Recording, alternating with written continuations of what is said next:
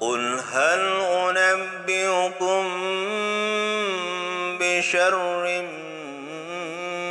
من ذلك مثوبة عند الله من لعنه الله وغضب عليه وجعل منهم القردة والخنازير وعبد الطاغوت أولئك شر مكانا وأضل عن سواء السبيل. Telah banyak dituliskan dalam Al-Quran tentang tabiat sebagian besar kaum Yahudi yang durhaka dan membangkang kepada perintah Allah dan Rasul-Nya.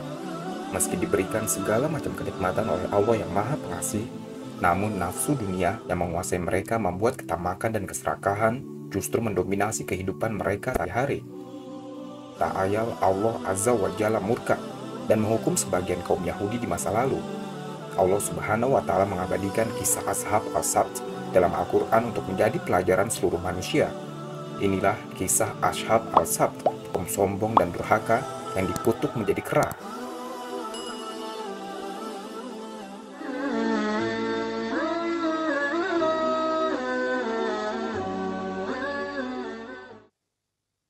إنما جعل السبت على الذين اختلفوا فيه وإن ربك ليحكم بينهم يوم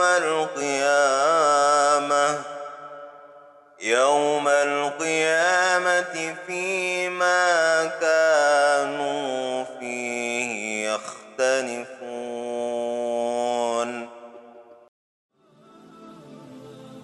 Menurut salah satu riwayat, sejak dahulu Allah Subhanahu wa Ta'ala telah menetapkan satu hari dalam sepekan dikhususkan hanya untuk melakukan ibadah kepada Allah.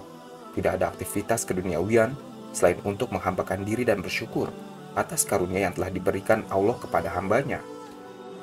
Awalnya perintah ibadah kepada umat Yahudi sendiri jatuh pada hari Jumat, namun mereka meminta agar pelaksanaan ibadah dipindahkan menjadi Sabtu, karena ikan-ikan lebih banyak bermunculan pada hari Jumat, serta dengan alasan lain bahwa pada hari Sabtulah Allah Azza wa Jalla selesai menciptakan makhluknya.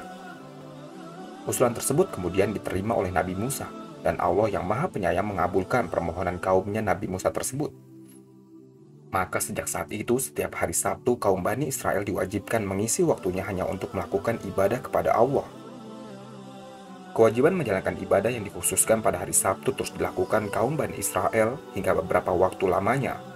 Hingga pada suatu waktu, di masa Nabi Daud alaihissalam, Allah yang Maha Bijaksana menguji keimanan kaum Bani Israel. Al-Imam Al-Qurtubi dalam bukunya Al-Jami' li Ahkamil Quran menyebutkan, yang berdasarkan riwayat dari Ibnu Abbas radhiyallahu anhu, Ikrimah dan As-Sudi, sekelompok kaum Yahudi tersebut tinggal di desa Ailah. Sedangkan Ibnu Katsir berpendapat, penduduk Ailah mendiami sebuah desa yang berada di antara kota Madian dan Atur, di dekat Teluk Aqobah, di sekitar pesisir Laut Merah. Berhentinya setiap aktivitas ekonomi kaum Bani Israel yang terjadi pada setiap hari Sabtu karena menjalankan tradisi ibadah yang telah dilakukan secara turun-temurun ternyata membawa perubahan pada ekosistem kehidupan di sekitaran Laut Merah. Ikan-ikan berbagai jenis mulai bermunculan, mulai dari yang kecil hingga besar. Mereka terlihat di permukaan laut dengan jumlah yang sangat banyak. Bahkan ikan-ikan yang terlihat di permukaan tersebut tidak takut bila didatangi manusia. Seakan mereka mengetahui jika hari Sabtu orang-orang di sekitar pesisir laut tidak akan menangkapnya, karena terikat perjanjian hanya untuk beribadah. Tetapi anehnya ikan-ikan tersebut tidak pernah muncul di hari lainnya. Allah mulai menguji keimanan dan kesabaran para penduduk di sekitar pesisir laut, yang mayoritas merupakan para nelayan. Para penduduk pun mulai jenuh dengan keadaan mereka, yang sangat sulit menangkap ikan di hari biasanya. Para nelayan bahkan telah berlayar hingga ke tengah laut untuk menangkap ikan, namun hanya sedikit hasil yang didapatkan. Sementara kumpulan ikan yang begitu banyaknya berada di perairan dangkal di Laut Merah yang hanya muncul pada hari Sabtu, memunculkan keinginan dan nafsu serakah Bani Israel. Fenomena tersebut menggiurkan sekelompok Bani Israel yang tidak taat. Mereka mencoba mengkompromikan larangan menangkap ikan dan melakukan perundingan agar bisa menangkap ikan pada hari Sabtu. Maka muncullah perselisihan antara dua kelompok Yahudi. Di satu sisi sebagian besar kelompok ingin agar di hari Sabtu dibolehkan untuk mencari ikan. Namun sebagian kelompok kecil lainnya tetap teguh dengan perjanjian bahwa tidak boleh ada aktivitas lainnya di hari Sabtu selain beribadah kepada Tuhannya Nabi Daud. واسألهم عن القرية التي كانت حاضرة البحر إذ يعدون في السبت إذ تأتيهم حيتانهم يوم سبتهم سرعا ويوم لا يسبتون لا تأتيهم كذلك نبلوهم بما كانوا يفسقون.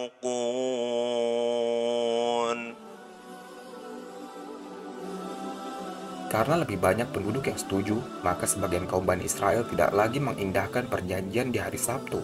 Mereka malah pergi menangkap ikan. Benar saja hasil tangkapan nelayan lebih banyak di hari Sabtu. Ini membuat mereka sangat gembira, hingga hari Sabtu tidak lagi difokuskan untuk beribadah. Sebagian penduduk bahkan berpesta pora merayakan hasil tangkapan ikan yang berlimpah. Dalam prakteknya, orang-orang Yahudi yang tamak melakukan tipu muslihat agar dapat menangkap ikan-ikan di sekitaran Laut Merah dengan memasang tali, jaring, dan perangkap, serta menggali lubang ke arah tempat air yang sudah mereka buat untuk menampung ikan-ikan yang dihanyutkan oleh air laut. Sehingga ikan-ikan itu sudah berada di dalam lubang, tidak dapat keluar lagi untuk kembali ke laut. Mereka melakukannya di hari Jumat ketika ikan-ikan datang dan terperangkap pada hari Sabtu.